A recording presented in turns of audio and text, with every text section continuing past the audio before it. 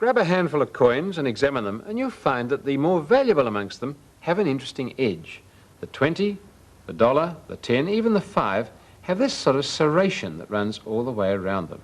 Cheaper coins don't have that. They just have a very straight edge.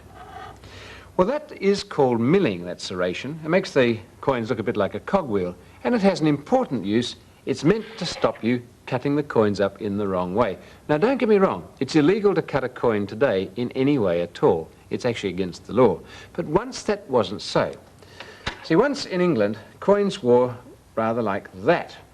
And let's say that was worth about $1 in those days, and you wanted to buy something that was worth less than $1.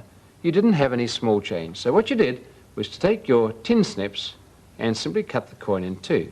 So I made out of that two, effectively, 50-cent pieces. And if I wanted a 25-cent piece, I'd cut it again. And so you wandered round in those days with your purse full of coins and half circles and quarter circles, all very cumbersome. Well, that wasn't ideal, and coins were redesigned. They went through many forms, but one of them was this sort of thing. It was stamped out, and you can see there's a sort of short cross, as it was called, in the middle there, and there's a design of the coin, you can see right out to the edge, but it was crudely made. And little flanges of silver were pushed out to the side here. Now, sneaky people realized that they could snip away at this coin. And if you did this, you could actually cut back to the edge of the design.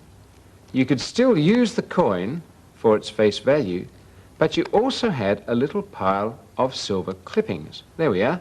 And you could melt that down a bit later and sell them. So you got your cake and you ate it too. You had the coins at face value, but you had some extra silver you'd clipped off them. Well, that wasn't ideal, because people kept on trimming and trimming and trimming until the end the coin was really not much bigger than the circle in the middle and plainly not worth its face value. But who knew when to stop? So the coins were redesigned into this sort of form. See, that's got a long cross. It goes all the way out there, and the design of the coin went right to the edge. There are even little sort of stipple marks around the edge there to help stop people trimming them. They still did, though. And so finally they decided there's only one way to deal with this, and that was to put a pattern right on the edge of the coin.